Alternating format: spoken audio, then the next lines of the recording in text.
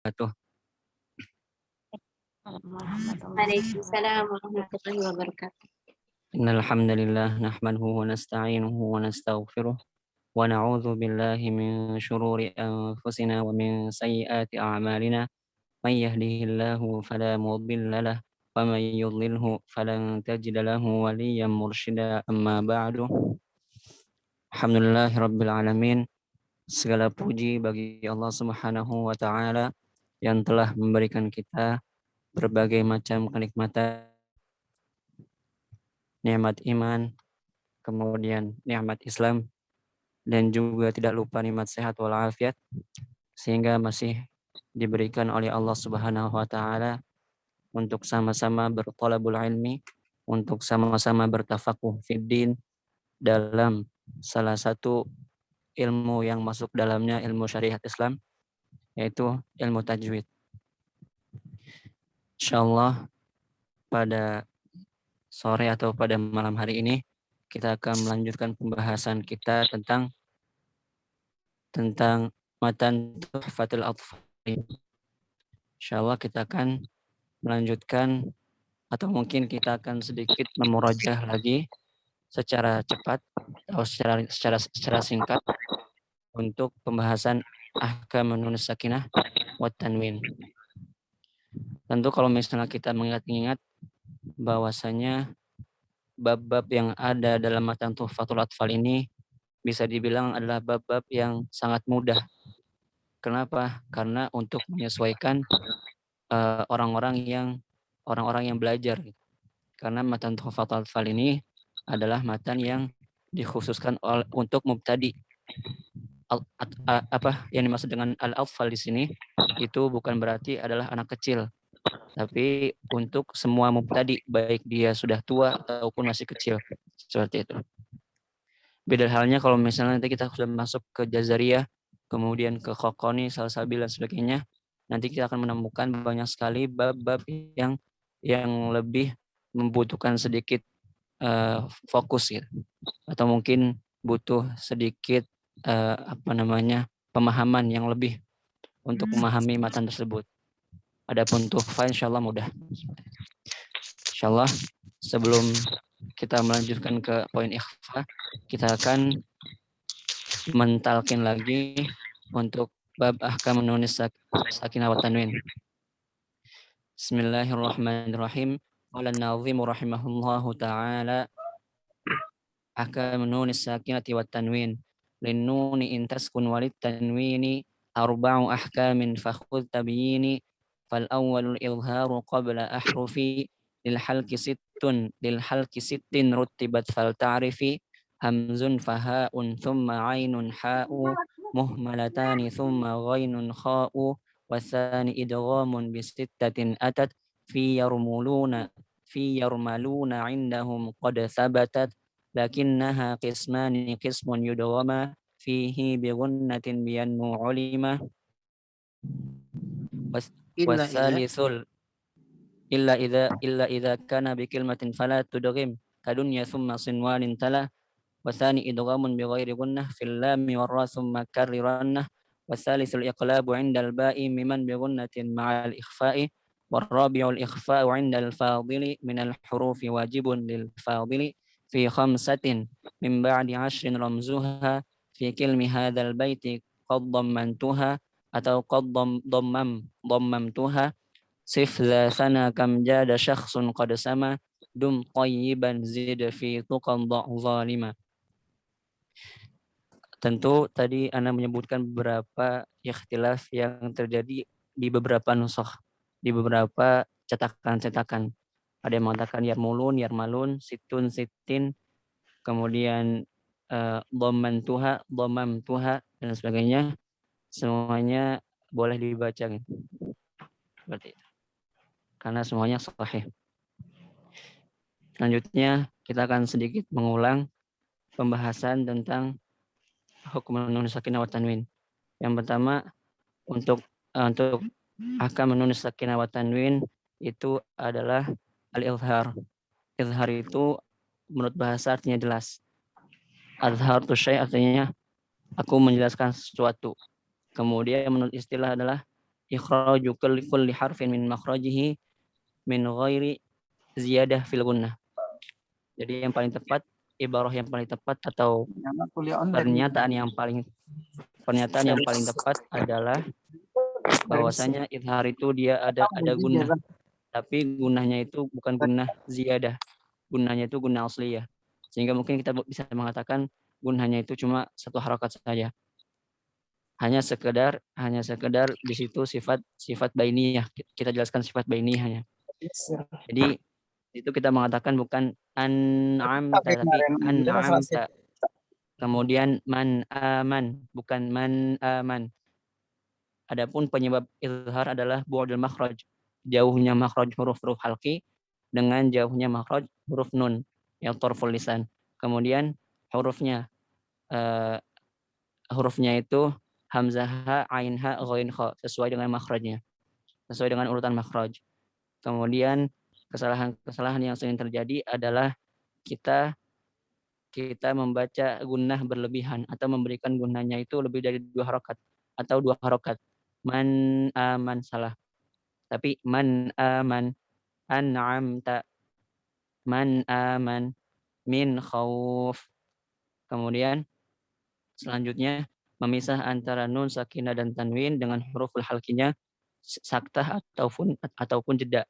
Man aman, kecuali kalau misalnya kita membaca dengan riwayat khalaf an Hamzah. Kemudian yang kedua adalah idgham. Idgham itu artinya memasukkan, artinya aku memasukkan sesuatu ke dalam sesuatu. Kemudian sedangkan menurut istilah adalah idkhalu harfu sakin ila mutaharrik haitsu yasirani harfan wahidan musyaddadan katsani. Kemudian menurut istilah adalah memasukkan huruf sukun kemudian ke huruf berharokat sehingga 2 huruf itu menjadi satu dan dia bertasydid. Sehingga kita mengucapkannya itu huruf yang kedua. Kalau misalnya kita kembali ke matan Salsabil dikatakan walafzu bil harfaini harfan wahida musyaddadan katsani idghamun bada. Jadi artinya itu adalah mengucapkan 2 huruf itu menjadi 1 huruf. Seakan-akan huruf itu bertasydid. Jadi kita mengucapkan cuma huruf yang kedua. Man ya'mal jadi mayya. Adapun nanti ketika kita idghamkan apakah ada gunnah atau tidak. May atau mayya atau seperti itu. Karena nanti dalam riwayat khalaf juga anak Hamzah ketika nun sakinah itu atau idgham bi gunnah itu dia tidak digunakan ketika bertemu dengan waw atau ya. May ya'mal bukan may ya'mal, itu nanti masuk ke riwayat khalaf an Hamzah. Kemudian hurufnya yarmulun atau yarmalun. Ya nun mim wawu kemudian lam ra. Kemudian selanjutnya sebabnya idgham itu adalah imma taqarrub, imma tajanus, imma tamatsul. Jadi intinya itu berdekatan. Jadi sebabnya dia dibaca idgham itu karena berdekatan makhrajnya antara nun sakinah atau tanwin dengan huruf yarmulun atau yarmalun tadi.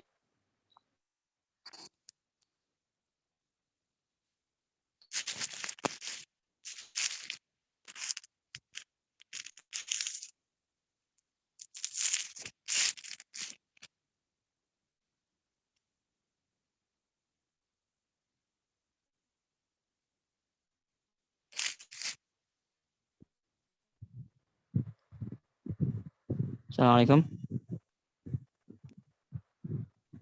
Salam. Halo. Ya, halo.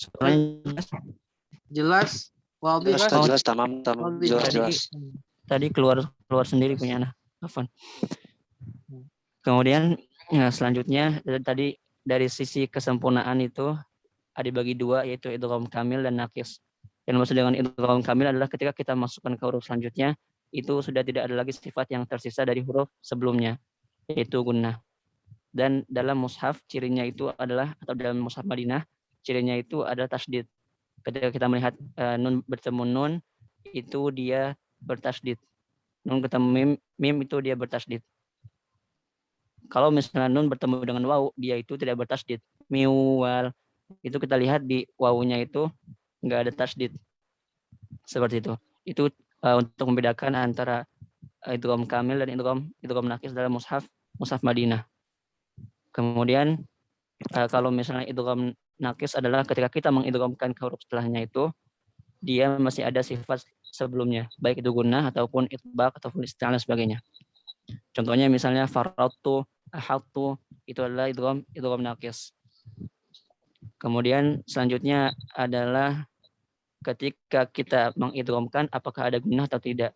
Dia dibagi menjadi dua, idgham bi gunnah dan idgham bi ghairi gunnah. Idgham bi ghairi gunnah hurufnya lam ra, idgham bi gunnah hurufnya yanmu. Mai. Ketika kita tekan tutup hidung kita itu nanti suaranya itu tertahan. Mai seperti itu. Adapun ketika bertemu dengan lam ra dia tidak digunakan. Miladun mirrabbik. Cuma nanti dalam thariq thayyibatun nashr ada beberapa qurra yang dia itu membaca idgham bi gunnah. Miladun mirrabbik. Itu nanti dalam qiraat asyrah kubra. Seperti itu. Kemudian idgham tadi kalau untuk izhar itu dia bisa di satu kata dan bisa di dua kata. Bisa di satu kata dan di dua kata. Adapun kalau idgham dia harus di dua kata. Kalau terjadi idgham dalam satu kata maka dia harus diizharkan atau kita katakan izhar mutlak. Illa idza kana bi kalimatin fa tudaki maka dunya summa sinwan intala. Huruf-hurufnya atau kata-kata itu adalah dunia, sinwan, kinwan, saman, bunyan. Maka kita bacanya itu jangan buyan, siwan. Kalau misalnya kita melihat ke hukum aslinya dia harusnya diidghamkan.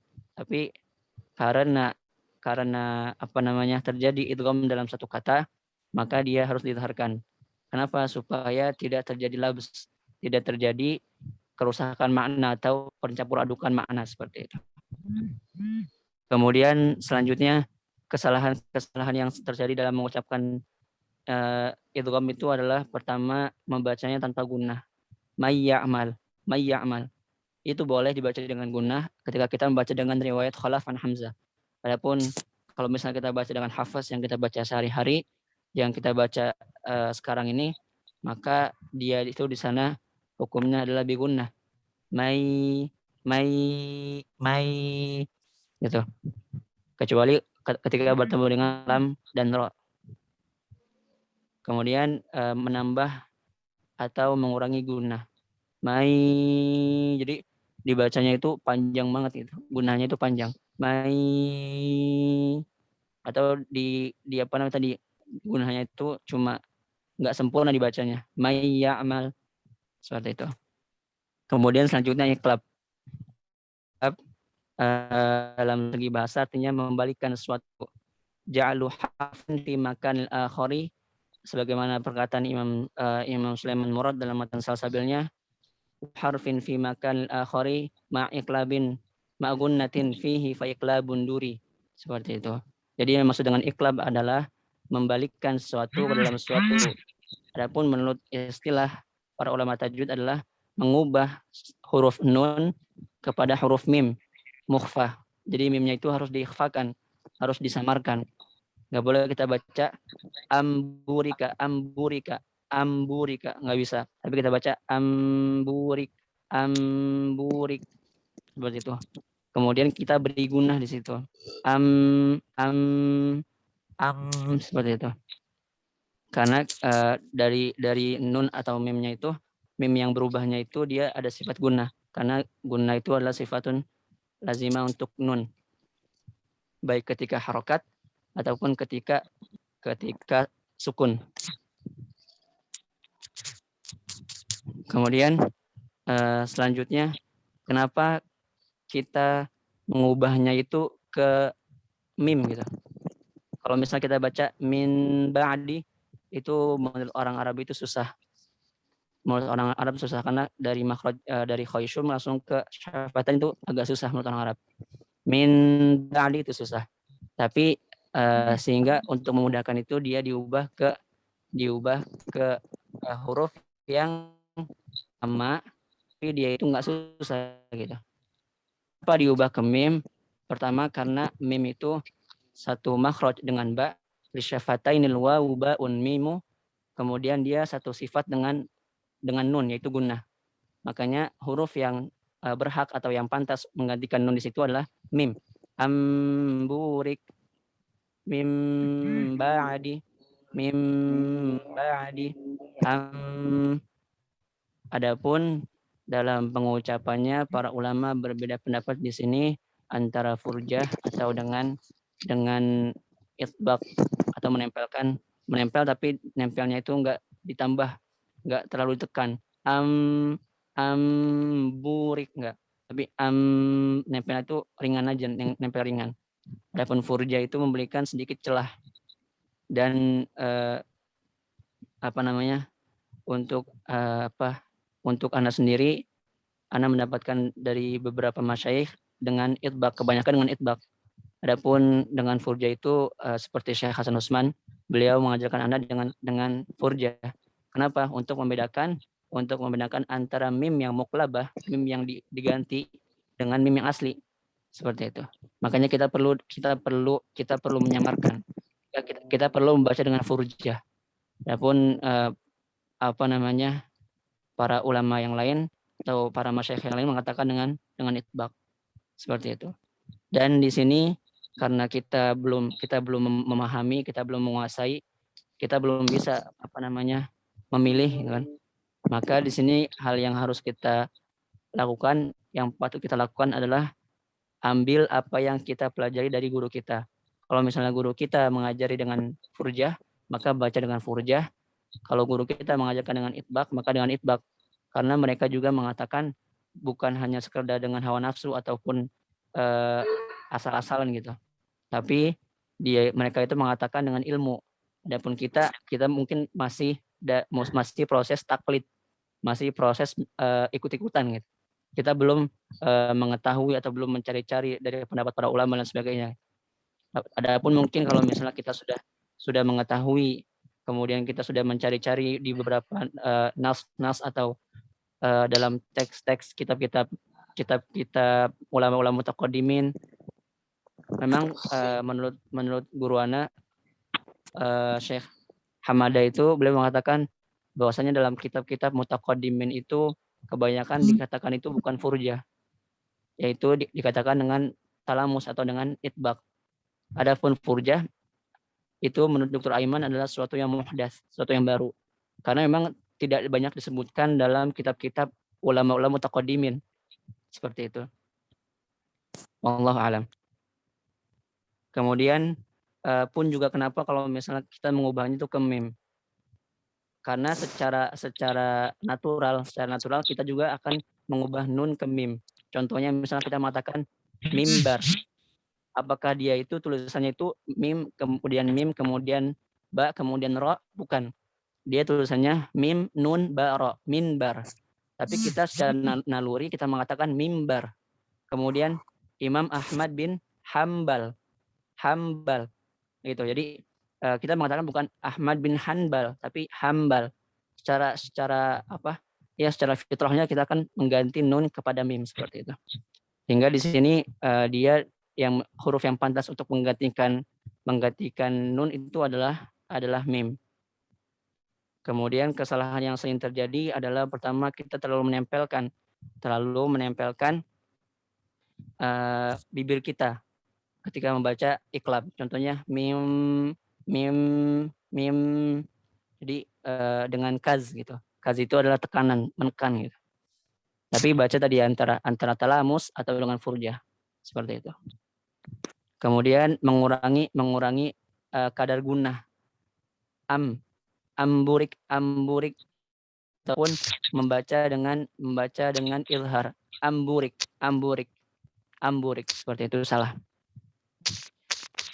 Adapun cara baca yang benar adalah amburik mim ba'di seperti itu. Kemudian selanjutnya kita akan masuk ke pembahasan ikhfa. Ikhfa menurut bahasa artinya adalah menyamarkan sesuatu.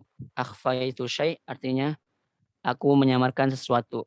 Jadi tadi lawannya apa? Kalau izhar kita bilang menjelaskan sesuatu, kalau ikhfa menyamarkan sesuatu. Adapun menurut istilah adalah kita mengucapkan antara izhar dan idgham, arin anit tasydid, kemudian ditambah dengan gunnah. Jadi sebagaimana perkataan Syekh Sulaiman Murad dalam matan salsabilnya, beliau mengatakan ketika menjelaskan tarif dari berbagai macam hukum itu, beliau mengatakan lizharu an tukhrija kulla harfi min makhrajin min ghairi dhannil harfi wal lafdhu bil harfaini harfan wahidan musyaddadan katsani idghamun bada wa ja'lu harfin fi makanil akhari ma' gunnatin fihi fa iqlabun duri wa amma al-ikhfa'u fa halun baina lidhari wal idgham qadra waina. Jadi yang maksud dengan idhar itu mengucapkan nun atau tanwin di antara idhar dengan idgham. Jadi enggak idhar banget, enggak idgham banget. Sehingga penyebab ikhfa itu dia bukan karena taqarrub dan taba'ud, tapi dia tengah-tengah. Seperti itu. Kemudian selanjutnya beliau mengatakan warabiul ikhfa'u 'indal fadili minal hurufi wajibun lil fadili. Beliau mengatakan bahasanya hukum yang keempat itu adalah ikhfa. Indal fadili artinya di sini berbeda antara indal fadili dengan wajibun lil fadili. Kalau indal fadili itu artinya inda baqil huruf, atau dalam bahasa Amiyah Mesir inda ba'i. Qaf diganti dengan alif atau dengan hamzah, ba'i. Inda baqil huruf. Jadi indal fadili itu artinya sisa huruf. Sisa huruf dari tadi huruf izhar, kemudian idgham, kemudian iqlab. Maka huruf yang tersisa itu adalah 15. Fi khamsatin min ba'di 'ashrin ramzuha fi kilmi hadzal baiti qad dhammantuha. Minal hurufi wajibun lil fadili.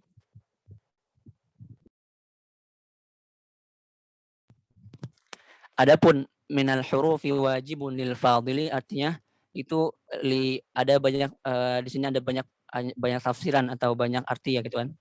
Di sini wajibun lil fadili itu artinya wajibun li ahli qiraah atau li syakhsin kamil. Kalau dalam kitab Fathul Aqfal fi syarh Tuhfatul Aqfal karya beliau sendiri itu dikatakan bahwasanya adalah syakhsun kamil seperti itu, atau syakhsun fadil, orang yang mulia, orang yang agung gitu sebagainya. Kemudian fi khamsatin hurufnya fi khamsatin min ba'di 'ashrin ramzuha fi kilmi hadzal baiti qad dhammantuha atau qad dhammamtuha. Jadi hurufnya itu adalah fi khamsatin min ba'di 'ashrin ramzuha. Hurufnya itu ada 15. Terkumpul dalam kalimat fi kilmi hadzal baiti qad dhammantuha, telah aku kumpulkan di kumpulan kata ini atau kumpulan kalimat ini. Yaitu kata-katanya itu adalah atau kalimatnya adalah sif za sana kam jada syakhsun qad sama dum tayyiban zid fi tuqan zalima. Kalau kita perhatikan di sini pada kata sif za sana kam jada syakhsun qad sama dum tayyiban zid fi tuqan zalima itu di sini ada apa namanya?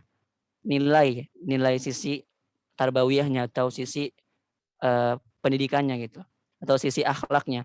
Jadi para ulama atau para musannif atau para nazim itu ketika merangkum sesuatu huruf ke dalam satu kalimat itu biasanya mereka nggak ngasal. Mereka itu pasti ada makna, ada makna tersendiri. Seperti misalnya tiba summa sil ruhman tafuz bifdani'am da'su adhannin zur syarifanil karam. Itu kalau kita perhatikan, kalau kita artikan ke dalam bahasa Indonesia, itu dia memiliki sisi tarbawiyah atau sisi pelajaran yang bisa kita ambil. Seperti ini sif dzatana kam jada syakhsun qad sama. Jadi di sini mengajarkan bahwasanya sifatilah atau sifatilah orang-orang dzatana, orang-orang yang mulia, yang terpuji. Kam jada syakhsun qad sama. Betapa banyak orang-orang itu kan itu dia mulia karena akhlaknya. dia itu tinggi, dia itu mendapatkan kedudukan yang tinggi karena akhlaknya. Banyak kita melihat orang-orang pintar tapi dia tidak berakhlak, sehingga di pandangan masyarakat itu dia itu ya biasa aja gitu. Tapi orang yang mungkin mohon maaf kurang pintar tapi karena akhlaknya terpuji, dia itu mendapatkan nilai plus dari masyarakat seperti itu. Maka di sini kita bisa mengambil ibrah atau mengambil pelajaran dari potongan-potongan bait ini. Kemudian kam jada syakhsun qad sama dum thayyiban. Nah, di sini juga beliau mengajarkan hendaklah kita terus-menerus untuk mudawamah, untuk selalu istiqomah dalam melakukan kebaikan. Gitu kan? Kita diperintahkan untuk selalu melakukan kebaikan, baik kebaikan kepada manusia gitu kan, hablum minallah ataupun hablum minannas seperti itu. Jadi kita itu harus balance antara kebaikan atau antara hablum minallah, hubungan kita kepada Allah Subhanahu wa taala dan hubungan kita kepada manusia. Seperti itu. Dzum thayyiban zid fi tuqan dha' zalima. Karena zid fi tuqan beliau juga memerintahkan atau menasihati kita agar kita senantiasa untuk menambah keimanan kita, menambah ketakwaan kita kepada Allah Subhanahu wa taala. Zid fi tuqan. Jadi karena al-iman yazid wa yanqus itu kan enda. Jadi iman itu yazid wa yanqus menurut pendapat ulama Ahlussunnah wal Jamaah, karena iman itu ya tadi iman itu naik turun. Iman itu naik turun. Maka untuk kita sebagai manusia juga tempatnya khilaf dan dosa, hendaknya kita senantiasa untuk mentajdid atau untuk senantiasa untuk mengecas iman kita setiap hari itu untuk terus bertambah gitu. Kemudian zid fi tuqan dha' zalima, yang artinya ya kita dilarang untuk berbuat zalim kepada sesama gitu. Jangan sampai kita membuat orang itu sakit hati, kemudian terluka hatinya. Mungkin kalau misalnya membuat luka misalnya kita dorong orang gitu, kemudian dia jatuh, kemudian dia terluka, berdarah ininya kakinya misalnya, itu mungkin bisa hilang dengan cepat. Itu mungkin 2 hari 3 hari orangnya itu udah sembuh gitu, udah nggak bakal marah.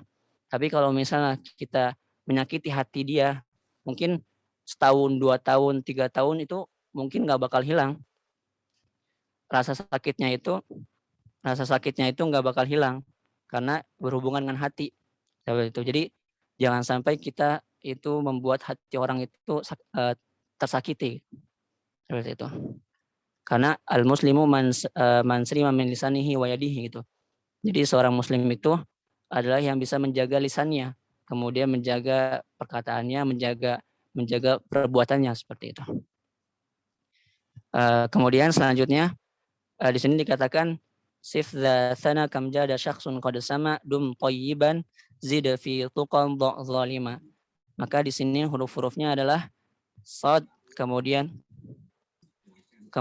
fa, kemudian za, kemudian sa, kemudian nun, kemudian kaf, kemudian mim dan seterusnya. Jadi kita ambil satu-satu huruf dari kumpulan bait itu. Dan di sini pertanyaannya, apakah alif itu dia masuk ke dalamnya hukum, atau apakah ketika bertemu dengan alif dia itu terhukumi dengan suatu? Jawabannya enggak. Sama seperti nanti di bab selanjutnya, wal mimu intaskun taji qoblal hija la alifin layyinatin lidzil hija. Jadi untuk semua huruful hijaiyah itu bisa masuk ke dalamnya hukum nun sakinah atau tanwin kecuali alif. Karena alif la yakunu illa sakinah. Karena alif itu selamanya sukun. Beda alif dengan hamzah. Kalau alif itu dia selamanya sukun. Jadi ketika bertemu dengan alif dia nggak ada hukumnya karena nanti terjadi sukun ketemu sukun. Seperti itu. Atau iltiqa sakinain. Maka di sini huruf-hurufnya itu ada 15. Tadi terkumpul dalam huruf-huruf yang ada dalam kumpulan bait-bait tadi. Kemudian selanjutnya kembali ke pembahasan ikhfa. Ikhfa itu tadi artinya adalah nutqu atau mengucapkan huruf nun atau tanwin itu antara izhar dengan idgham. Jadi nggak jelas banget, nggak juga samar, nggak juga idgham banget seperti itu. Kemudian dari segi pembagian makhrajnya, ikhfa itu dibagi menjadi 3. Pertama aqrab, kedua awsat, ketiga adna. Jadi ikhfa itu dibagi 3 dari segi makhrajnya, dari segi letak makhrajnya, yaitu letak makhraj nun dengan huruf-huruf ikhfanya. Yang pertama itu adalah ikhfa aqrab, yaitu hurufnya adalah to, kemudian dal, kemudian ta, kemudian awsat sisanya, atau kita bisa mengatakan adna dulu, adna kemudian qaf dan atau ab'ad, karena kita sedang berbicara tentang berdasarkan makhraj gitu, bukan berdasarkan tingkat kesamaran. Tadi yang pertama itu adalah aqrab, kedua ab'ad, ketiga awsat. Huruf aqrab itu to, dal, ta, kemudian huruf ab'ad itu qaf sama kaf, kemudian huruf sisanya maka dia masuk ke awsat. Apa yang maksud dengan aqrab itu artinya adalah berdekatannya makhraj nun dengan huruf-huruf to, kemudian dal, kemudian ta. Adapun awsat berarti dia tengah-tengah, nggak jauh banget dan nggak dekat banget. Kemudian yang terakhir ab'ad, yang artinya dia itu antara makhraj nun dengan makhraj huruf qaf dan kaf itu jauh. Karena qaf dan kaf itu dia aqsal lisan. Kemudian selanjutnya tadi dari segi jauh dan dekatnya makhraj itu nanti terbagi juga atau menghasilkan kesamaran yang berbeda antara samarnya to, dal, ta, kemudian qaf, kaf, kemudian dengan huruf sisanya. Kalau dari segi kesamarannya dia itu dibagi 3 juga. Yang pertama itu a'la, kemudian kedua awsat atau wusta, yang ketiga adalah adna. Untuk a'la tadi berarti hurufnya adalah to, dal sama ta juga. Kemudian untuk awsat sisanya, dan untuk adna itu adalah qaf dan kaf. Kemudian selanjutnya cara membaca ikhfa seperti apa? Cara membaca ikhfa yang benar itu adalah dengan cara mempersiapkan mulut itu pada makhraj setelahnya kecuali aqrab. Jadi ketika kita mengucapkan ikhfa itu lidah kita atau lisan kita itu sudah mulai bersiap-siap ke makhraj yang huruf setelahnya gitu. Mungkin kalau misalnya sa, ke makhrajnya sa bersiap-siap, kemudian kalau misalnya setelahnya fa bersiap-siap ke makhrajnya fa, kemudian kalau misalnya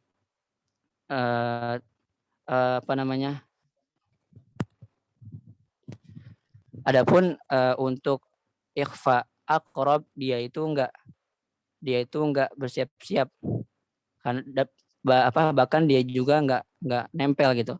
Karena kalau misalnya kita menempelkan lidah kita ke makhrajnya misalnya to dan tal, makhrajnya ta misalnya, kita mengatakan anta, maka nanti ikhfanya itu jadi adna, anta, anda, jadi ketika kita menempelkan lidah kita itu ke makhrajnya to dan dal sama ta itu, nanti yang terjadi adalah ikhfanya itu samarnya itu malah ke adna, seperti itu.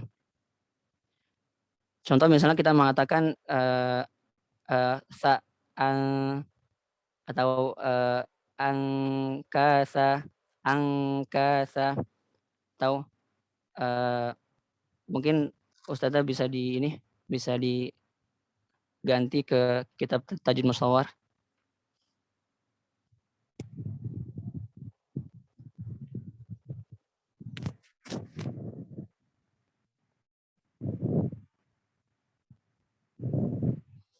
Oke. Mungkin insyaallah kalau misalnya Allah menghendaki kita akan juga belajar kitab Tajwid Musawwar, tapi mungkin waktunya belum tahu gitu. Tapi insyaallah kita akan mempelajari kitab Tajwid Musawwar karya Syekh Dr. Aiman Rusdi Suhaid hafizahullah. Adapun di sini Ana hanya sedikit mengambil contoh-contoh supaya kita mungkin bisa sedikit tergambar.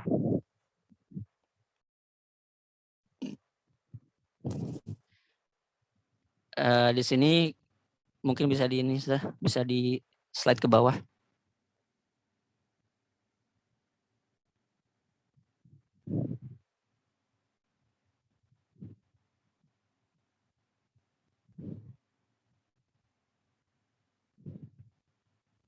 Oke.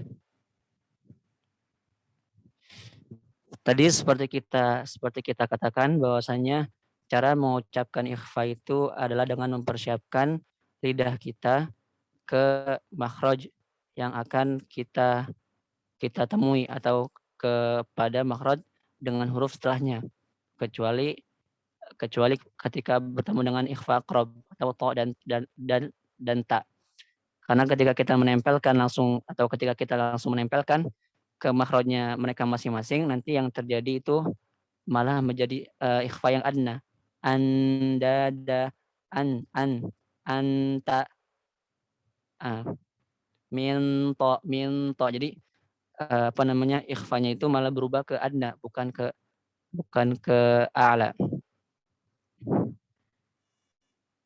Adapun huruf-huruf sisanya berarti kita itu mempersiapkan lidah kita itu ke makhrajnya misalnya ketika bertemu dengan shad, maka kita mempersiapkan ke makhrajnya shad, mils. Sehingga Syekh Hasan Usman ketika mengajarkan ikhfa itu, beliau pertama mengajarkan coba ucapkan dulu mils, baru kita panjangkan dengan ikhfa, mils, sol, sol. Kemudian maudud. Maka di sini ini udah urutan pertama sudah. Untuk contoh pertama udah. Atau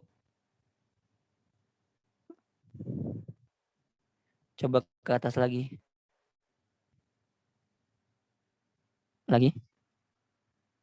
Lagi. Lagi.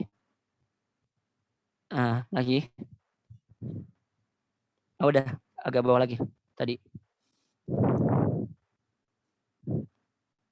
Kita ambil masing-masing contoh misalnya. Yang pertama shad, maka lidah kita itu bersiap-siap ke makhrajnya shad. Sura. Dan perlu kita perhatikan atau kita pahami bahwasannya gunnah itu dia nanti gunnahnya itu bisa tebal dan bisa tipis, tergantung huruf setelahnya. Sebagaimana perkataan Syekh Samanudi dalam matan dalam Tuhfah Samanudiyahnya, atau beliau mengatakan wa tatba'u alif ma qablaha atau wa alif tatba'u ma qablaha wal aqsu fil gunni ulif. Jadi bahwasanya kalau untuk alif itu dia tebal tipisnya itu mengikuti huruf sebelumnya. Kalau misalnya huruf sebelumnya huruf-huruf isti'ala, contohnya misalnya ko, kemudian kho, maka alifnya ikut tebal. Berbeda halnya kalau misalnya bertemu dengan sebelumnya huruf tipis. Ta, ba, da, ha. Adapun kalau gunnah, dia itu tebal tipisnya mengikuti huruf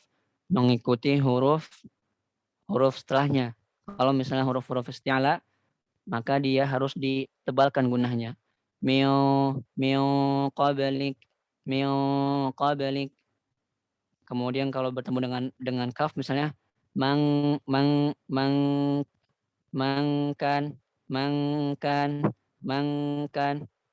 seperti itu. Iya, Ustaz, mangga. Ataupun dalam perkataan Syekh Sulaiman Murad ketika menjelaskan bab gunnah, beliau mengatakan wa gunnatun sautun ladzi nukiba fin nuni wal على مراتب مشددان ثم مدغمان ومخفيان ثم مظهران كاملة لدى الثلاثة الأول ناقصة في الرابع الذي فضل وفخم الغنة إن تلاها حروف الاستعلاء إلى سواها. Beliau mengatakan bahwasanya wafakhimil gunnah dan tebalkanlah gunnah intalaha huruful isti'la ila siwaha. Kalau misalnya bertemu dengan huruful isti'la maka gunnahnya harus tebal. Mio mio. Kalau bertemu dengan huruf tipis mang mangkan mang. Kemudian unsa unsa unsa seperti itu. Jadi untuk qaf dan kaf maka dia itu kalau kita bisa katakan sebagaimana ya Syekh Hasan Usman katakan suara atau bunyi pada ketika bertemu dengan qaf dan kaf itu dia itu seperti kita bilang misalnya bang ang mang mangkan mang. Jadi kalau mungkin kalau dalam bahasa Indonesia ang gitu ya ang seperti itu. Mangkan karena dia dari segi makhrajnya itu dia adna, sehingga samarnya itu dari segi samarnya itu dia adna, sehingga samarnya itu rendah dan lebih dekat ke izhar. Adapun tadi ikhfa yang a'la dia itu samarnya itu samar banget gitu. Jadi samarnya itu lebih samar daripada yang lainnya. Dan nunnya itu sangat nggak jelas suaranya. Nanti nunnya itu sangat nggak jelas suaranya. Tadi kita kembali ke contoh misalnya mansura, kemudian tunzir, tun. Jadi mulut kita itu bersiap-siap ke makhrajnya zal. Tunzirhum. Kemudian unsa.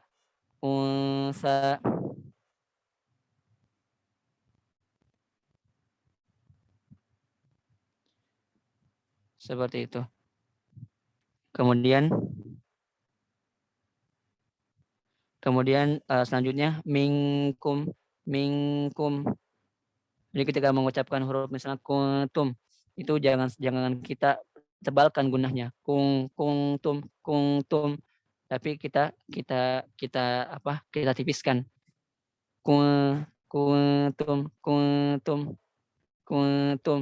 antum, jangan autum, karena dia itu gunnahnya ditebalkan itu hanya bertemu dengan huruf-huruf isti'la, yaitu sad, ta, kemudian qaf. Udah huruf 5 itu aja. Sisanya dia masuk ke huruf istifal. Kemudian misalnya tadi mansura, kemudian tunzirhum wal unsa ma'an sajjaja. Kemudian minkum.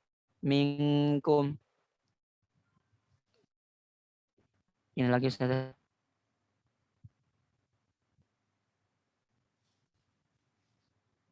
Di kebawahin lagi.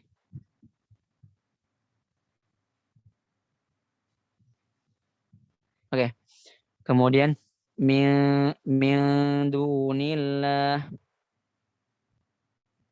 Iya, memang kalau misalnya kita baca dengan huruf dhammah, maka dia itu nanti harus dikembalikan lagi. Mulutnya itu jangan dimonyongkan terus gitu.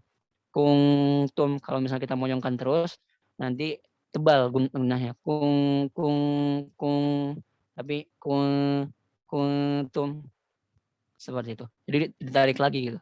Jangan dimonyongkan terus.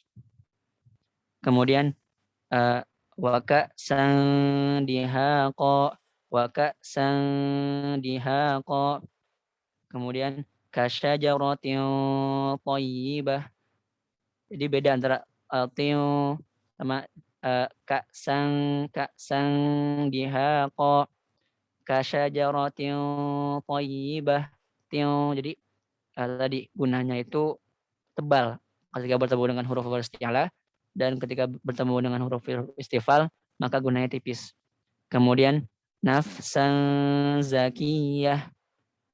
Kemudian anfusikum. Nah, untuk praktek mungkin insyaallah nanti supaya lebih jelas ketika kita selesai pembahasan tuhfah, kita baca beberapa surat atau beberapa ayat dalam Al-Qur'an, kemudian insyaallah nanti kita buka kamera supaya jelas gitu. Insyaallah. Jadi insyaallah setiap selesai pembahasan matan kita akan praktek apa yang ada dalam matan itu. Insyaallah. Kemudian tadi ketika bertemu dengan fa maka dia itu bersiap-siap ke makhrajnya fa. Anfusikum. Mungkin karena sekarang nggak dibuka kameranya ya jadi nggak susah. Insyaallah nanti ketika praktek insyaallah kita buka kameranya. Jadi biar jelas gitu. Kemudian selanjutnya taba'an fahal taba'an tadi jadi lidah atau mulut kita itu udah bersiap-siap ke makhrajnya fa. Tapi jangan sampai terlalu ditekan. Anfusikum jangan seperti itu. Kemudian selanjutnya bisa dikebawain saja. Kemudian ketika bertemu dengan ta min tafawut. Kemudian hilyatan talbasunaha mandud bunyinya tebal. Kemudian unzur. Jadi tadi lidahnya itu bersiap-siap ke makhrajnya dha. Bersiap-siap ke makhrajnya dha. Unzur. Kemudian selanjutnya saja. Lagi.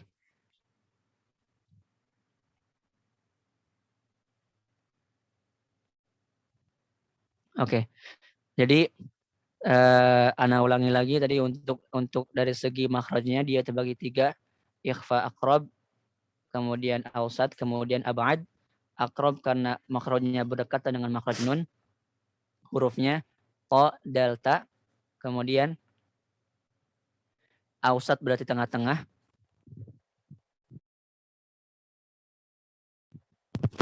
Kemudian kalau ab'ad berarti dia paling jauh makhrajnya antara makhrajnya nun dengan huruf-hurufnya itu yaitu qaf dan kaf. Kemudian dari segi samarnya dia dibagi menjadi 3 juga. Dia bisa samar banget yaitu a'la, kemudian ausat tengah-tengah samarnya itu, kemudian adna samarnya itu rendah sehingga lebih dekat ke izhar. Kemudian selanjutnya cara mengucapkan ikhfa itu bersiap-siap ke huruf selanjutnya atau lidah kita ini udah bersiap-siap ke makhraj huruf selanjutnya kecuali bertemu dengan huruf-huruf aqrab. Jadi kalau misalnya kita tempelkan langsung ke makhrajnya to dan ta dan dal, nanti bunyinya itu jadi adna. Anta anta, kemudian anda seperti itu. Kemudian selanjutnya karena ikhfa ini juga dia memiliki gunnah, maka dia harus dibaca dengan gunnah. Jadi artinya itu adalah masih ada suara yang mengalir dari khayshum. Jadi tadi kayak misalnya kita bilang koa. Kalau misalnya kita pencet hidung kita atau tekan hidung kita, nanti bunyi suaranya itu tertahan. Gitu. Kemudian tadi sebagian suara itu masih ada dari jauh. Sebagian suara masih ada dari jauh kecuali qaf dan kaf. Karena suaranya itu udah tertahan. Suaranya itu udah tertahan. Jadi lidah itu sudah menempel sudah menempel itu hanya ketika bertemu dengan qaf dan kaf. Seperti itu. Mungkin untuk lebih jelasnya insya Allah ketika tatbik amali ya, ketika praktek. Ketika selesai pembahasan tuhfa, kita akan langsung masuk ke tatbik beberapa pertemuan insya Allah. Dan kita akan praktekkan semua hukum-hukum yang ada dalam matan tuhfatul atfal ini. Seperti misalnya izhar, kemudian idgham, kemudian ikhfa, dan sebagainya. Seperti itu. Karena memang untuk tajwid sendiri, dia itu dari ilmu nazari sama amalnya itu nggak akan bisa terpisahkan. Jadi kita nggak bisa fokus banget ke nazari, tapi kita tinggalkan amali itu bahkan salah banget itu. Jadi percuma kalau misalnya nazari kita atau praktek atau teori kita itu bagus, tapi ketika praktek malah salah gitu itu kan mungkin itu akan lebih fatal gitu. Tapi kalau misalnya kita bagus di amali, di praktek, ketika nazari kurang bagus ya itu nggak apa-apa gitu kan. Karena untuk nazari sendiri mungkin dibutuhkan untuk orang-orang yang pengen tafakuh atau ta'amuk dalam ilmu tajwid ini, misalnya jadi seorang guru tajwid gitu kan, ataupun jadi guru ngaji, jadi guru tajwid dan sebagainya, guru tahsin, maka dia mau nggak mau harus menguasai ilmu nazari dan amali. Kenapa ya? Karena kalau misalnya ketika misalnya seorang murid bertanya ya kepada kita misalnya kenapa dia diizharkan, kenapa dia diikhfakan, kalau misalnya kita nggak memahami teori secara baik, ya kita mungkin nggak akan bisa menjawab dengan baik. Walaupun ketika praktek kita bagus seperti itu. Ada misalnya kita hanya mungkin mencukupkan untuk baca Quran supaya tidak terjadi lahan dan sebagainya, maka cukup dengan ilmu tatbik aja, ilmu praktek gitu. Seperti itu. Kemudian selanjutnya kita masuk ke pembahasan gunnah ya, atau nun dan mim bertasydid. Bisa kembali ke matanya Ustaz?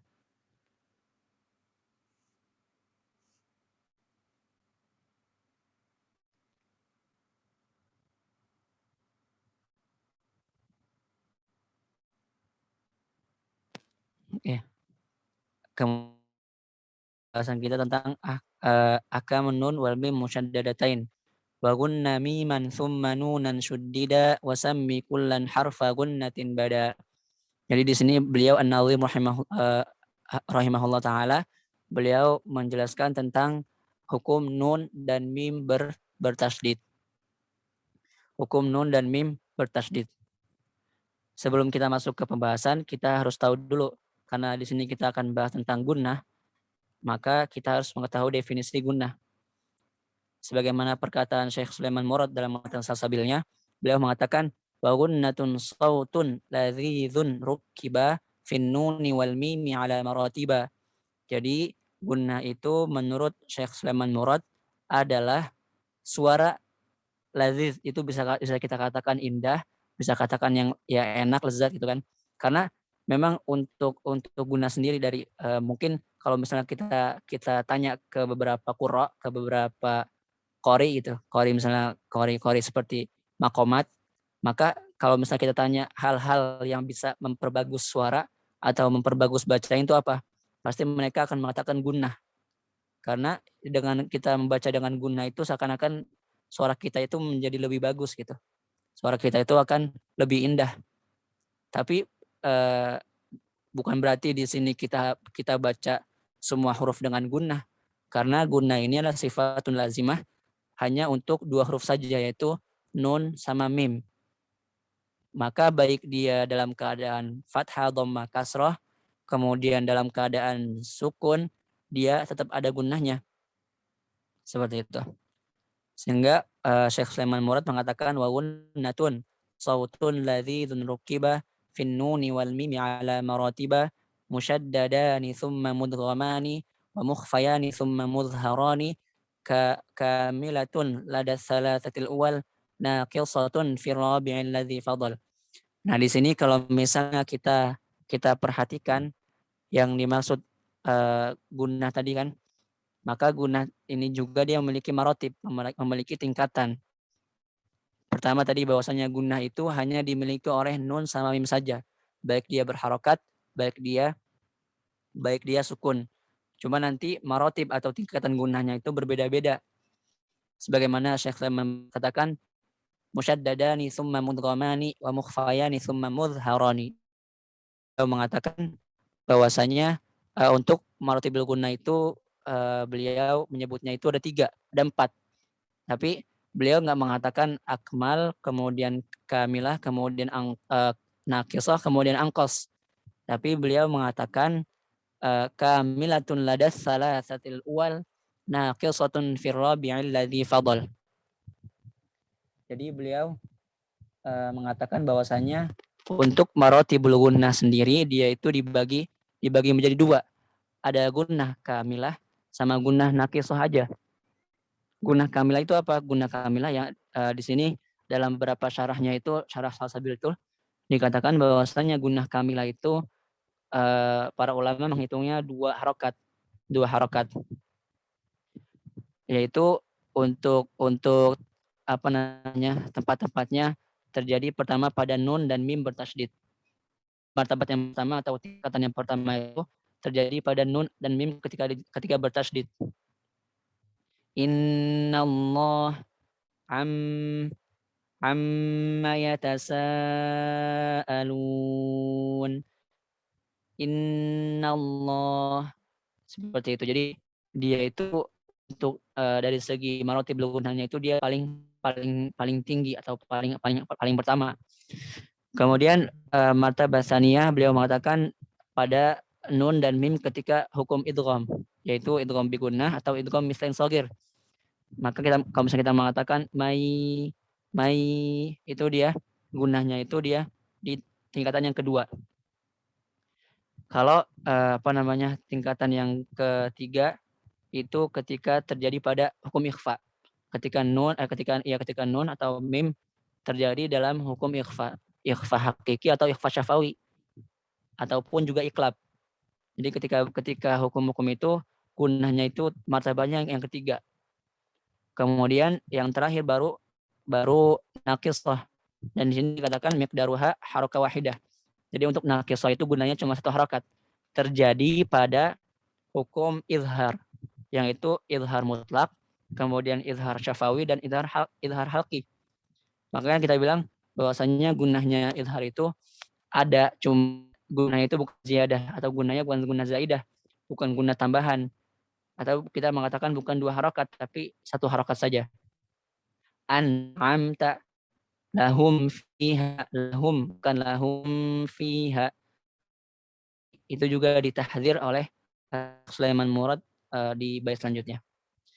Adapun menurut Dr. Aiman Rusdi Suwaid hafizahullah taala, maratibul gunnah itu ada 4.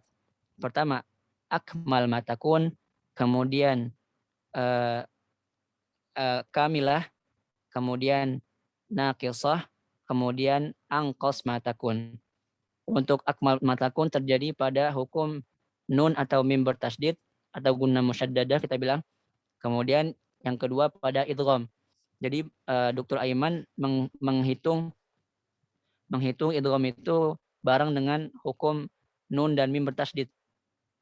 Mereka itu masuk ke dalam martabat yang pertama, akmal matakun. Jadi akmal itu berarti kan yang paling sempurna. Kemudian kamilah itu terjadi pada hukum ikhfa. Hukum ikhfa. Ketika nun atau mim tadi ikhfa syafawi atau ikhfa hakiki. Kemudian selanjutnya atau naqisah itu terjadi pada mudharah ketika nun dan mim yang hukum izhar tadi, izhar halqi atau izhar mutlak atau izhar syafawi, maka dia itu naqisah. Tingkatannya itu yang ketiga. Adapun yang keempat angkos matakun itu ketika munharik. Ketika kita bilang na, ni, nu, ma, mi, mu. Kenapa? Karena ketika kita mengucapkan nun dan mim itu mereka berdua itu ada dua bagian. Yang pertama juz'ul lisani untuk untuk nun, dan juz'un syafawi gitu, maksudnya bagian bibir untuk mim dan bagian lidah untuk nun. Kemudian ditambah dengan gunnah. Jadi nun sama mim itu dia punya dua, mungkin bukan kita katakan dua makhraj, tapi dua bagian makhraj. Yang pertama makhraj lisani untuk nun, na, kemudian dibarengi dengan gunnah. Nah. Nggak bisa kita mengatakan nun atau mim tanpa gunnah gitu. Nggak bisa kita mengatakan na, ni, nu itu nggak ada gunnah. Coba kalau misalnya kita praktekkan, kita tekan khayshum hidung kita, na, ada gunnah di sana. Jadi nggak bisa kita mengatakan na, ni, nu, ma, mimu dengan sempurna atau mim dan nun ketika berharokat apabila dia itu telah memenuhi pertama juz'ul lisani untuk nun dan juz'ul bibir, bagian bibir untuk mim. Kemudian dilengkapi dengan khayshum, dengan makhraj khayshum tadi, gunnah. Karena gunnah itu dia sifatun lazimah, sifatun yang selalu ada pada huruf nun dan mim, baik ketika berharokat, ketika nggak berharokat, ketika sukun maksudnya, semuanya itu ada gunnahnya. Cuman nanti tadi tingkatannya berbeda-beda. Kalau misalnya kita perhatikan tadi lagi, bahwasanya untuk Syekh Sulaiman Murad tidak menghitung nun dan mim berharokat itu tingkatan gitu, atau beliau nggak memasukkannya ke tingkatan gunnah. Adapun Dr. Aiman Rusdi Suwaid hafizahullah, beliau itu menghitung ketika nun dan mim berharokat itu ke angkos matakun. Jadi ke yang paling kurang, yang paling sedikit atau paling kurang. Kemudian selanjutnya sedikit kita membahas ke bab salsabil, ke matan salsabil. Beliau mengatakan dalam matan salsabilnya sebelum bab tadi gunnah, beliau mengatakan insyuddidat nunun wa mimun wunna waslan wa waqfan ka'atammahunna wasammi kulla harfan gunnatin musyaddada wahdar lima qablahumma antam duda. Nah, di sini ada beberapa poin-poin yang tidak dijelaskan oleh Syekh Sulaiman Murad, oleh Syekh Sulaiman Al-Jamzuri. Pertama, beliau mengatakan syuddidat nunun wa mimun gunna waslan wa waqfan ka'atammahunna. Gunna itu dia akan tetap ada dibaca ketika waqaf dan ketika wasal. Contohnya kita bilang mahunna qala fatammahunna qal atau fatammahun. Baik kita waqafkan, baik kita wasalkan, gunahnya itu tetap ada.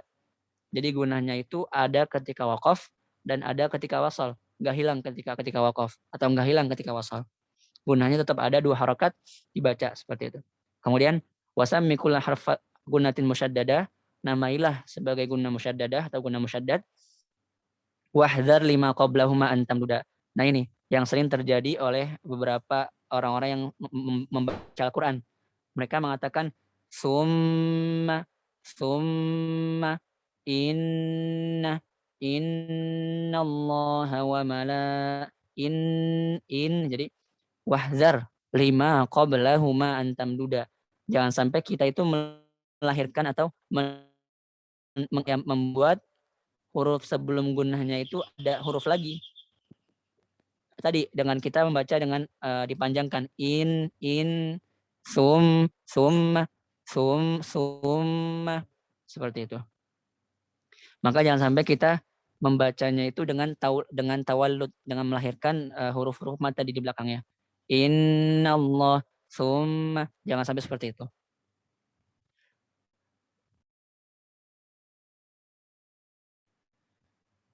Kemudian apakah kita lanjutkan atau kita cukupkan? Bagaimana? Cukup, Ustaz. Kita cukupkan saja ya. Ternyata hanya sampai pembahasan nun dan mim bertasydid. Tadi intinya untuk mim dan nun atau mim bertasydid itu dia itu gunanya pertama akan ada baik ketika waqaf maupun ketika wasal, dan poin selanjutnya kita menamainya itu sebagai gunah musyaddad atau gunah musyaddadah. Kemudian poin selanjutnya wahdar 5 qablahuma antamduda. Jangan sampai kita memanjangkan huruf sebelum gunnah dengan menambah waw atau ya. Summa inna. Banyak sekali itu terjadi kepada orang-orang yang awam atau orang-orang yang memang belum tahu. Karena kita sudah tahu, jadi lebih baik kita hindari atau kita jangan sampai kita melakukan hal seperti itu. Wallahu a'lam bishawab. Insyaallah kita lanjutkan di pertemuan selanjutnya. Mungkin insyaallah kalau besok anak ada waktu, insyaallah kita lanjutkan pembahasannya besok insyaallah. Anak kembalikan ke Ustazah. Alhamdulillah. Kan Ustaz atas penyampaiannya. Mungkin Asatidz dan Asatidah ada yang ingin didiskusikan atau ditanyakan kepada Ustaz, silakan. Kami beri kesempatan. Baik, saya Ustazah. Mangga Ustaz. Ya. Assalamualaikum warahmatullahi wabarakatuh. Terkait dengan idgham bigunah Ustaz di awal, tadi mungkin Ustaz belum nggak sempat membacanya ya. Idgham bigunah itu kan ada yang kamil, ada yang nakis ya. Kalau yang kamil ditandain dengan tasydid, sempurna masuk. Kalau yang nakis tidak ada tasydid ya, bertemu dengan waw dan ya ya. Nah, apakah cara membacanya sama, Ustaz? Apakah cara membacanya sama atau tidak? Gitu, Ustaz. Untuk contoh may yaqulu atau may yaqulu miwaro. Sama enggak, Ustaz? Dengan misalnya dengan nun gitu, min ya. Minan nas misalnya. Jadi gunahnya itu sama enggak? Karena kan ini berkaitan dengan kamil dan nakis. Kalau kamil kan masuk sempurna. Tapi kalau nakis kan kurang, sama seperti kita membaca ahadtu kan? Ahadtu. Ini kan nakis. Nah, berarti sifat to-nya itu masih ada. Ahadtu. Nah, ini kalau terkait dengan idgham bigunah ini bagaimana? Antara idgham bigunah kamil dan nakis ini apakah sama apa beda? Karena saya pernah ini cara bukan cara saya, hanya mungkin pernah dengar dari mana gitu kan.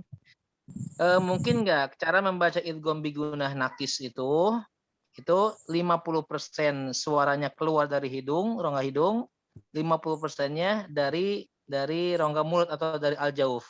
Sehingga membacanya bukan miu waraihim, tetapi miu, jadi agak-agak sedikit menahan gitu ya, supaya enggak kamil.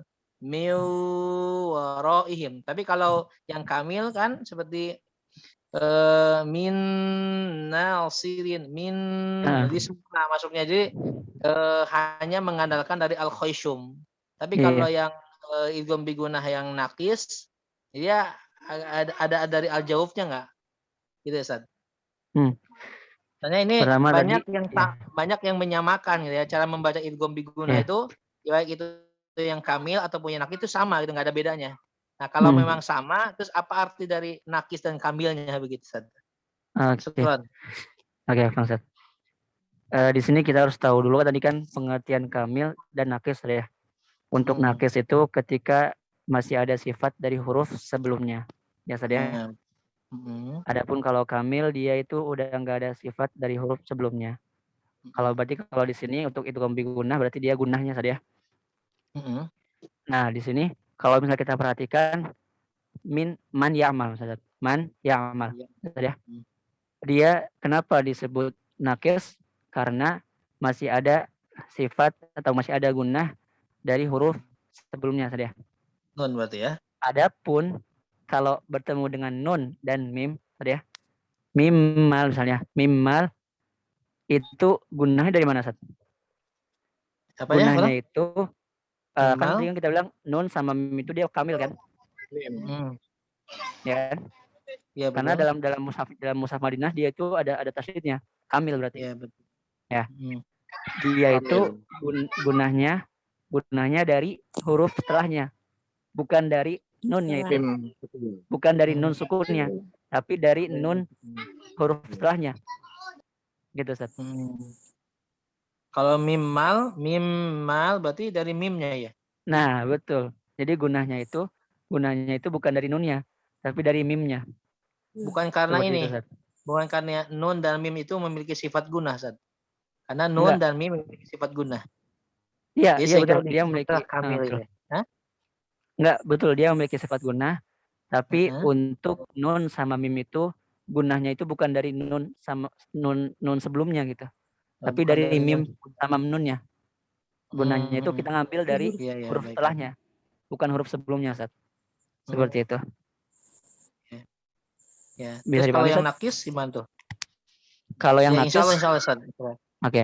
Kalau yang nakis berarti dia karena apakah ya itu ada gunah, Ustaz? Ia tidak punya guna. Nah, apakah waw ada Huruf guna? ia tidak punya guna kan? Iya, apakah waw ada guna? Waw juga tidak ada guna. Nah, Tidak maka ada dia guna. gunanya dari mana? Gunanya dari nun atau dari mim. Dari nun. Seperti itu, Ustaz. Nun atau dari.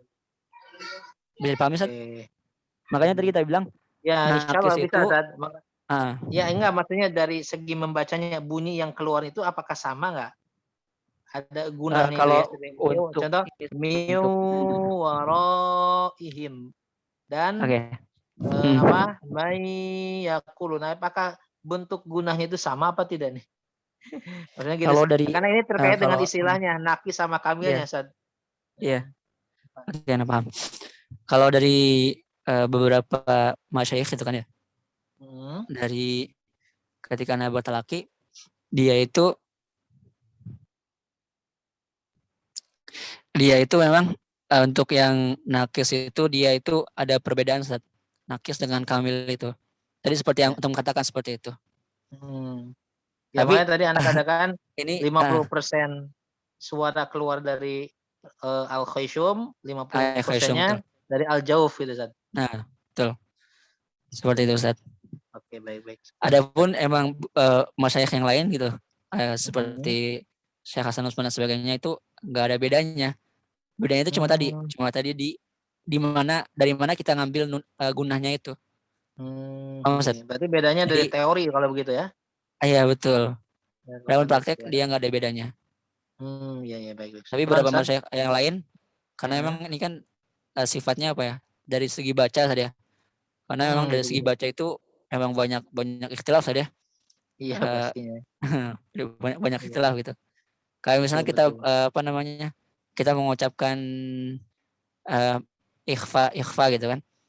Ikhfa, nanti ada yang baca dia itu nggak perlu ditempelkan dan sebagainya, itu ikhtilaf para ulama, ikhtilaf para ahli ada. Seperti itu, Ustaz. Allah alam. Ya, semoga bisa bantu. Satu lagi ya, apanya satu lagi ya? Itu yang kalau kaitannya dengan kalimat ahabtu gitu kan, ini juga idgham mutajanisan nakis ya. Ahabtu. Ini kan sifat sifat to-nya itu masih ada karena dia isti'la. Tapi suara yang keluar itu kan bukan huruf to tapi ta. Nah, berarti kan kaitannya bagaimana nih? Ini kan beda tuh pastinya kan. Ahabtu. Terus satu lagi yang alam nakhlukum. Nah, ini apakah nakis apa kamil nih? Sementara kan sama, qaf itu kan huruf isti'la. Sementara huruf kaf dia huruf istifal. Alam nakhluq kalau tentu tidak ya. Nah, jadi sama nih dengan ahabtu. Ya, kalau ahabtu kan sifat to-nya masih ada nih istilahnya. Ahabtu dengan alam nakhlukum. Nah, sementara bacaan Hafiz kan dia idghamnya idgham kamil. Kalau alam nakhlukum. Kalau yang ahabtu idghamnya idgham nakis. Nah, ini pandangannya gimana nih biar diilmu nih. Oke, iya ini untuk ini kita sedikit merajah saja. Jadi untuk kata ahabtu ya, sebagaimana perkataan Syekh Jazari atau Imam Jazari, wa bayyinul itbaqa min ahabtu ma basalta wal khulfu binakhluqum waqa. Jadi ini masih ada kaitan dengan dua pertanyaan antum ya. Yang pertama untuk kata ahabtu, dia kenapa dinakis? Karena dia di situ to ya. To bertemu sama ta. Kaidahnya idgham itu pasti lemah ke kuat. Itu pasti kaidah. Lemah ke kuat. Tapi kalau misalnya terjadi kuat ke lemah ya saja, maka dia itu ketika diidghamkan itu nanti masih ada sifat yang tersisa. Atau kita bilang idghamnya masih nakis. Sifat yang tersisa dari huruf itu apa? Itbaq sama isti'la. Tadi ya. Ya, betul. Nah, maka di situ kita mengatakan I help to. Enggak langsung kata, enggak ahad to. Tapi I help masih ada sifat itbaq dan istilah di situ. Help. Ya. I help to, bukan dikol-kolan juga. I help to, bukan. Karena kalau dikol-kolakan nanti izhar. Seperti itu. Adapun untuk nakhluqum misalnya, wal khulfu bi nakhluqum waqa, kita bahas dulu. Untuk qaf sama kaf. Dia benar, qaf lebih kuat dari kaf tadi ya. Qaf lebih kuat dari kaf, tapi dia itu enggak ada sifat itbaq. Ya, betul. Dia enggak ada sifat itbaq, hanya sifat infitah. Karena nanti istilah itu dibagi dua, istilah mutbaqah sama istilah munfatih sudah ya. Betul. Nah, maka di sini menurut Dr. Aiman Nursi-Suhaid, dia itu hanya dibaca dengan idgham kamil. Idgham kamil. Dan kalau misalnya kita kembali ke riwayah tadi ya. Tadi kan secara teori saja. Sekarang kita kembali ke riwayah. Yang mengatakan idgham alam nakhluqum itu idgham kamil dan naqis itu adalah dua orang saja. Hanya dua orang dari semua dari para ulama qiraah. Yang pertama Makki Ibn Abi Thalib, sahibul kitab tafsirah. Makki Ibn Abi Thalib sekaligus juga musannif kitab Ri'ayah. Kemudian yang kedua Ibn Mihran. Itu beliau, Ana lupa beliau punya kitab apa. Nah, dari jalur beliau saja yang dia itu dibaca dengan idgham naqis. Kalau misalnya kita melihat ke riwayat Hafiz dari jalur Syatibiyah, bahkan dari jalur Thayyibat Nashr, nggak ada silsilah yang nyambung kedua orang itu, sama sekali nggak ada. Dari turuk Nashr yang dikumpulkan oleh Imam Jazari dalam kitab An-Nashr fil Qira'atil Ashr, ya saja, itu nggak ada jalur dari dua orang tadi, nggak ada dari jalur Ri'ayah Makki bin Abi Thalib dan juga Abu Bakar bin Mihran, itu nggak ada. Maka di sini dipastikan alam nakhluqum itu untuk riwayat Hafiz dari jalur Syatibiyah, bahkan jalur Thayyibah, untuk semua turuk, untuk semua salasilnya, semua jalurnya itu hanya ada idgham tam. Sebagaimana dijelaskan dalam matan Risalah atau Qasamun Fasil, atau pokoknya matan tentang Qasamun Fasil atau matan Thayyibah itu dikatakan bahwasanya alam nakhluqum idgham tam, seperti itu, kurang lebih seperti itu ini ya baitnya. Jadi untuk alam nakhluqum untuk jalur Thayyibah pun Syatibiyah itu hanya ada idgham kamil. Adapun yang dimaksud oleh Imam Jazari dalam wal khulfu bi nakhluqum waqa, jadi alam wal khulfu bi nakhluqum waqa itu beliau menjelaskan semua qiraat atau semua riwayat. Jadi beliau ingin mengatakan untuk semua riwayat itu ada yang baca dengan naqis, ada yang baca dengan kamil. Adapun dari jalur Syatibiyah secara riwayat maupun jalur Thayyibat Nashr itu enggak ada. Itu dibaca dengan idgham kamil. Alam nakhluqkum, luqkum langsung ke kaf. Luqkum. Seperti itu, Ustaz. Yeah. Adapun kalau misalnya guru kita mengajarkan dengan idgham naqis ya. Percayalah bahwa itu adalah khilaf tajwid. Sebagaimana kita mengatakan di mad adil sukun. Ada 2, 4, ada 6. Tapi dia itu bukan khilaf torik, bukan khilaf jalur. Dia itu hanya khilaf tajwid saja. Ada yang baca naqis, ada yang baca kamil. Seperti itu, Ustaz. Bisa dipahami, Ustaz? Alhamdulillah bisa, Ustaz. Barakallahu fiik jawabannya. Afikum barakallah. Ya,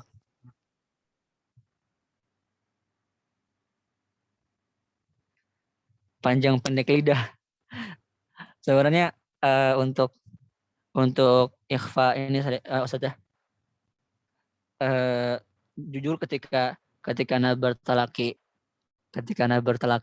dengan Syekh Hasan Utsman, itu paling sering dikoreksi gitu, masalah ikhfa ini. Itu tadi karena karena lidah Ana juga mungkin termasuk yang pendek gitu. Jadi Allah alam itu ada tapi memang ketika Ana baca, Ana merasa sudah benar gitu. Tapi ketika itu beliau selalu mengoreksi gitu. Lidahnya itu kurang ini gitu. Mungkin kurang panjang atau gimana, Allah alam gitu. Tapi kalau benar atau enggaknya Ana juga kurang tahu. Oh, begitu Ustaz. Seperti itu. Oke, syukran. Afwan. Nah, kan ada Iya, memang untuk ya. dari segi semuanya itu memang akan lebih jelas, akan lebih pas itu dengan talaki. Kalau teori itu kadang emang suka berbeda dengan ketika praktek gitu. Seperti itu. Nah, insya Allah nanti setelah kita membahas teorinya, kita bahas sedikit ke praktek insya Allah. Sama Ustaz, ada lagi yang lain? Kalau tidak ada, sepertinya kita cukupkan ya Ustaz. Sudah agak larut. Baik, sepertinya tidak ada Ustaz. Iya, kita cukupkan saja. Iya, sama Ustaz. Syukran jazakallahu khair atas pemaparannya. Mudah-mudahan ilmunya berkah. Ustaz sehat terus ya Ustaz. Insya Allah mudah-mudahan Amin. besok Syukran. ada waktu kita bisa Doanya. bertemu lagi ya. Ya, insya Allah. Jazakumullah khair juga saya ucapkan pada asatidz dan asatidzah semua. Semoga berkah ilmu yang kita dapatkan hari ini. Kita tutup sama-sama dengan alhamdulillah, kemudian doa kafaratul majelis. Alhamdulillahirabbil alamin. Subhanakallahumma wa bihamdik asyhadu an la ilaha illa anta astaghfiruka wa atubu ilaik. Saya pribadi mohon maaf atas segala kekurangan. Saya undur diri. Assalamualaikum warahmatullahi wabarakatuh. Waalaikumsalam, Ustazah. Waalaikumsalam Waalaikumsalam warahmatullahi wabarakatuh. warahmatullahi wabarakatuh. Barakallah.